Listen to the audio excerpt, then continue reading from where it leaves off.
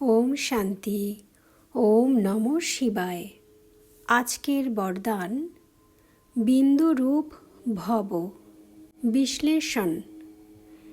বিন্দুরূপ অর্থাৎ powerful stage, যেখানে ব্যর্থ সংকল্প চলে না। আর বিন্দু অর্থাৎ অতীতকে বিন্দু মানে ফুল স্টপ লাগানো। বিন্দুরূপ স্থিতিতে কর্ম শ্রেষ্ঠ হবে, কারণ কোনো ব্যর্থ সংকল্পই থাকে না। পুরুষার্থের গতিও তখন তীব্র হয়ে থাকে।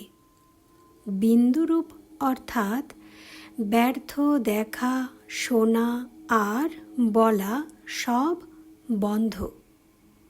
সমর্থের চোখ খোলা অর্থাৎ সাক্ষী দ্রষ্টার স্টেজের উপরে স্থিত হওয়া।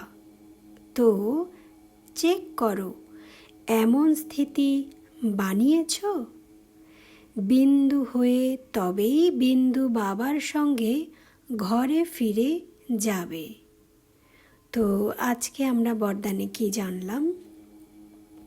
বাবা বলছে বিন্দুরূপ ভব, মানে বিন্দু হয়ে ওঠো।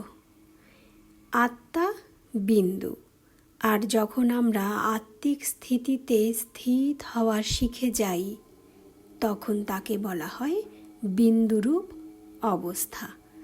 তো বাবা বলছে যখন আমাদের বিন্দুরূপ অবস্থা থাকে, তখন সমস্ত ব্যর্থ সমাপ্ত হয়ে যায়।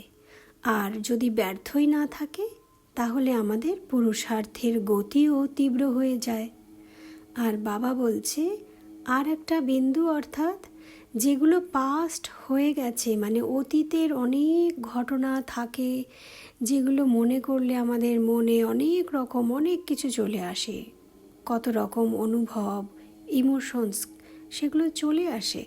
তো বাবা বলছে যা অতীত হয়ে গেছে সেগুলোকে এখন বিন্দু মানে ফুল স্টপ লাগিয়ে দাও, কারণ ওগুলো তো আর প্রয়োজন নেই আমাদের, তাই না? হ্যাঁ, আমরা এখন জানি যা কিছু আমাদের জীবনে ঘটেছে তার পিছনে নিশ্চয়ই কারণ রয়েছে। অকারণ তো কোনো কিছুই এই সংসারে ঘটে না। প্রতিটা ক্রিয়ারই প্রতিক্রিয়া হয়ে থাকে। তেমনি আমাদের জীবনে যে যে ঘটনাগুলো আমরা অতীতে ফেস করে এসেছি, যেগুলো আজও আমাদের মনে কষ্ট দেয়, দুঃখ দেয়, যন্ত্রণা দেয়, তো সেইগুলো কোনো না কোনো আমাদেরই কর্মেরই মানে ক্রিয়ারই প্রতিক্রিয়া হিসাবে ওই ঘটনাগুলো ঘটেছিল। হতে পারে সেগুলো কোনো পূর্বজন্মের ঘটনা। তো বাবা বলছে এখন ওগুলোকে নিয়ে আমরা আর আগে এগোতে পারি না, তাই এখন অতীতকে বিন্দু লাগিয়ে দেওয়া মানে ফুল স্টপ লাগিয়ে দেওয়া, সেটাকেও বিন্দুরূপ বলছে বাবা। বাবা বলছে তোমাদের ব্যর্থ এখন সমাপ্ত করে সমর্থের চোখ খোলো। এই অবস্থাকেই বলা হচ্ছে সাক্ষী দ্রষ্টার স্টেজ।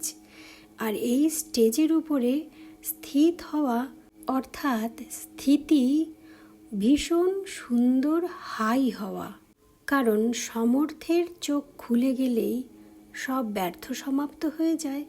আর তখন কি, কেন, কিভাবে সব ধরনের প্রশ্ন সমাপ্ত হয়ে যায়, আর সহজে বিন্দু রূপে টিকে থাকা যায়, যেটা হলো সব থেকে হাইয়েস্ট স্টেজ, মানে সব থেকে উচ্চ স্থিতি।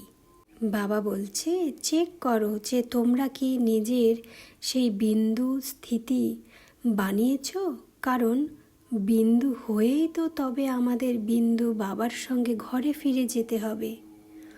ওম শান্তি। ওম নমঃ শিবায়।